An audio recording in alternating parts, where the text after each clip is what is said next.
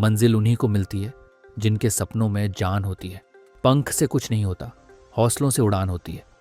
इसी कहावत को सच कर दिखाया है मुंबई में रहने वाली प्रभावती ने।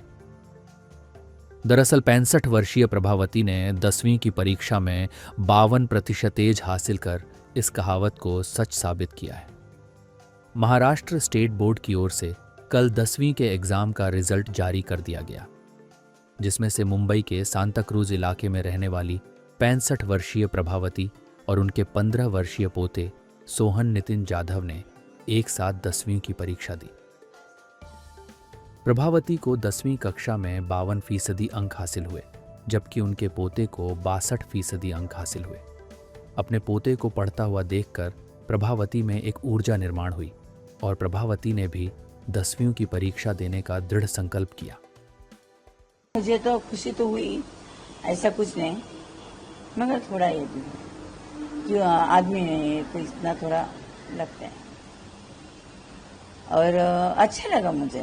मेरा बड़ा वाला पोता है ना, वो पढ़ता था, मुझे वो अभ्यास पढ़ता था ना, तो उसको देख के ना मुझे ऐसा लगा कि कभी उसको मैंने दिया समझो कि प्रथम तुम पानी पी लो, तो उसका ध्यान उधर में नहीं था, ना खाने पे ध्यान रहता था ना किधर भी। तो हम उसको बोलते थे तुम खाना खा लो ये, मगर फिर भी उसके हाथ में किताब था।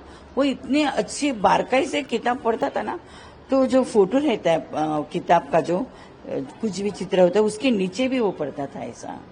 तो उससे देख के मुझे ऐसा लगा कि अपन भी पढ़ना चाहिए, क्योंकि मैं तो पढ़ी थी ना क्या, मगर शादी हुई, फिर बच्चे, फिर संसार, ये वो सब इसकी वजह से रह गया क्या।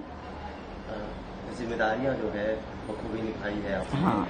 जिंदगी में हमने देखा, अब एक नई उपलब्धि भी हासिल की है। कितना कठिन रहा है कि घर की जिम्मेदारियां, बहुत कठिन, पढ़ाई, बच्चों को पढ़ाना, उसके बाद खुद भी पढ़ना, कैसा रहा? नहीं मगर अभी दो बातें। अच्छा, मैं पहले तो मेरी तो शादी हो गई, तो मेरा आदमी नौकरी पे थे, तो कुछ ऐसा मुझे तकलीफ नहीं। मेरे बच्चे गाली खाली, मैं घर में ही थी ना, हाउस वाइफ थी, मैं तो कहाँ नहीं जाती थी। बच्चे को संभालना, बच्चे को पढ़ाई करना, उनको स्कूल लेके जाना, लेके आना, यही मेरा काम था, और घर का सब देखने का, कपड़ा लत्ता बर्तन पूरा मैं अपना घर का ही करती थी। 10वीं की एग्जाम तो खैर पास किया है आपने, अब 10वीं के आगे का क्या सोचा है? नहीं, ऐसा तो आगे तो मैंने सोचा नहीं है, क्योंकि याद नहीं रहता है। पढ़ना भी तो होता, मगर याद तो रहना चाहिए। बड़ी मुश्किल ब्लैंक हो जाते पेपर में देते जाते जाते, फिर और फिर पेपर में गई ना, तो आजू बाजू के बच्चे भी, वो तो 10वीं में रहते हैं, उनका तो अच्छा पढ़ाई रहता है और उनका माइंड भी साफ रहता है, मगर कुछ बोला ना उनको, अरे इसका ऐसा, मुझे ऐसा धीरे से भी ऐसा अपन करते जरा थोड़ा, तो फिर वो कुछ नहीं बोलते, गलत बताते हैं।